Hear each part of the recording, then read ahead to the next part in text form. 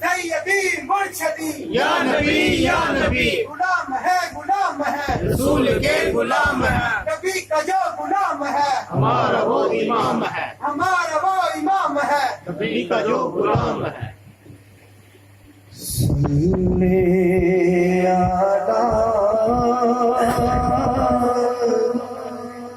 نبینا صلی علی محمد صلی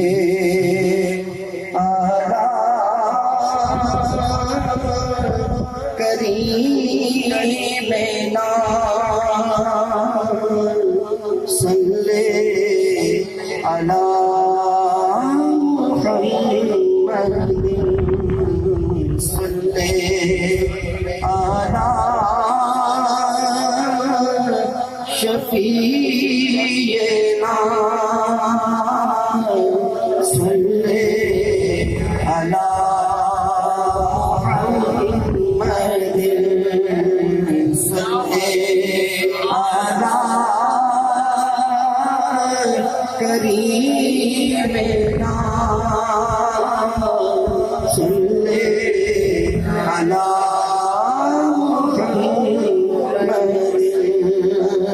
اے دنیا ایکو دم دا میلا تے چھٹ گلا سب تکرار دیاں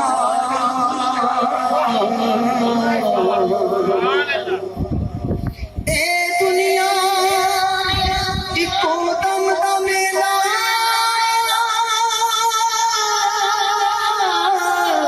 تے چھٹ گلا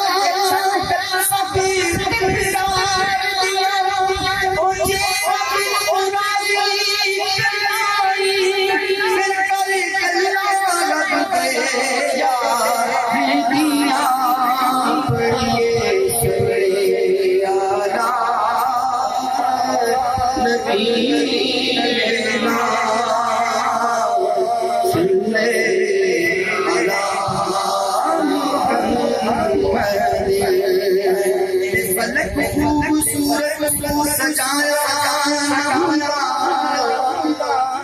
کسے کے سایہ فلک خوبصورت سجایا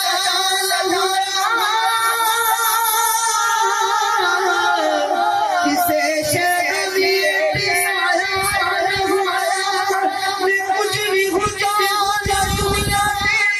خدا کی قسم مجھے اپنے محمد بنایا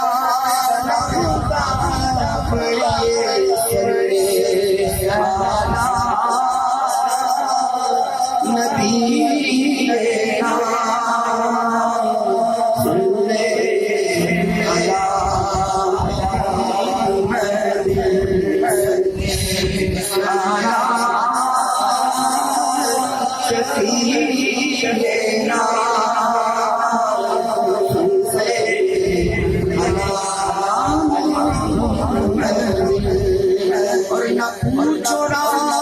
چورا خلوت میں مجھے نظر آیا پلک جب کی تو کنگنی اوڑھنے والا نظر آیا پلک جب کی تو کنگنی اوڑھنے والا نظر آیا اور نظر ڈالی غلام محمد پر کبھی داتا نظر آیا نظر آیا کہیں داتا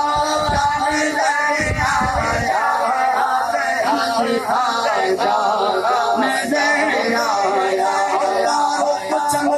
نور مدینے سے ہی ہے ارے پھولوں کے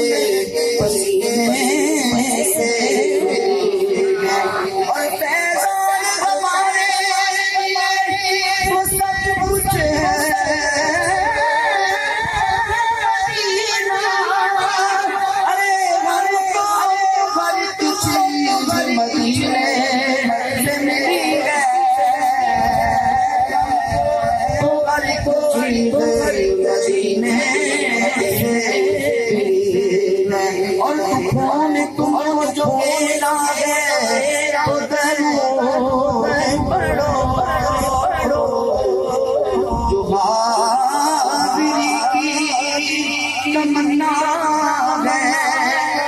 درود پڑھو صلی اللہ علیہ وسلم یا رسول اللہ وسلم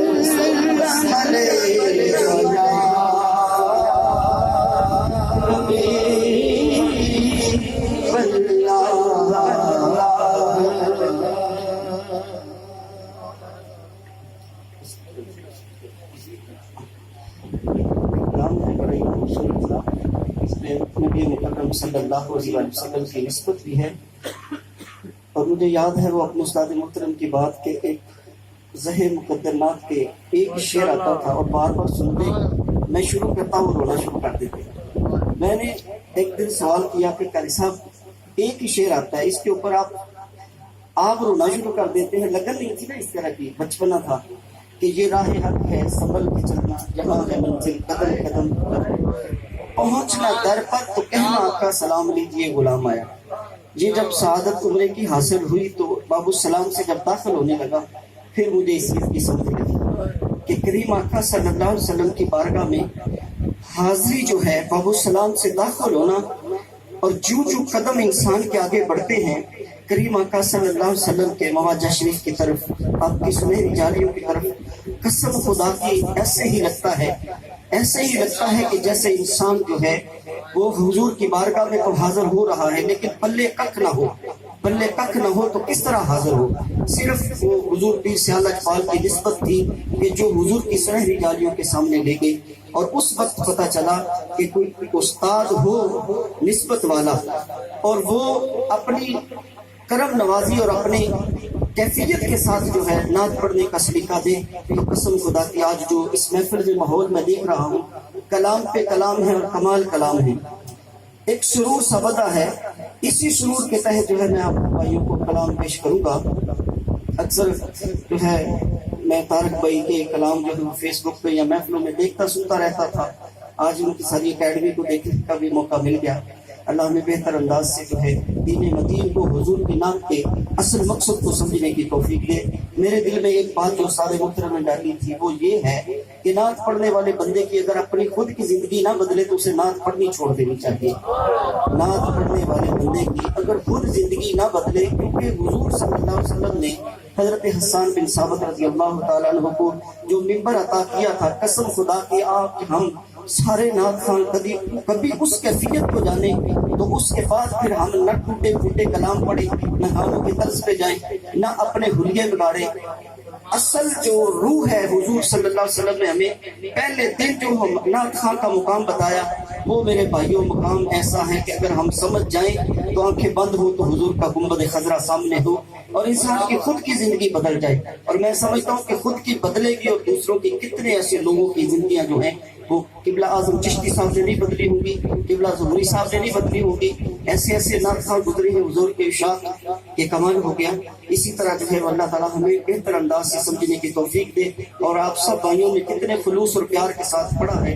اسی خلوص کو آگے بڑھاتے ہوئے اور آپ کے یہ تمنا لیے ہوئے کہ ایسا ہی وقت ہو کہ جب نبی مکرم صلی اللہ علیہ وسلم کی کچہری لگی ہو اور ہم سارے نعت خان جو ہیں حضور کی خدمت میں ادباً حاضری دینے کے لیے جو ہے لے کے کبھی اعلیٰ حضرت کا کلام پڑھے، کبھی امیر اہل سنت کا کلام پڑھے، کبھی جو ہے وہ قبلہ گولڑی شریف کا کلام پڑھے، کبھی حضور پیر سیال اجپال کا کلام پڑھے، تب جا کے پتہ چلے کہ واقعی حضور کے جو ہے وہ عاشق جو ہیں وہ تشریف لا رہے ہیں۔ اللہ تعالیٰ ہمیں بہتر انداز سے سمجھنے کی توفیق عطا فرمائے۔ دلوں کے گلشن مہک رہے ہیں، دلوں کے گلشن مہک رہے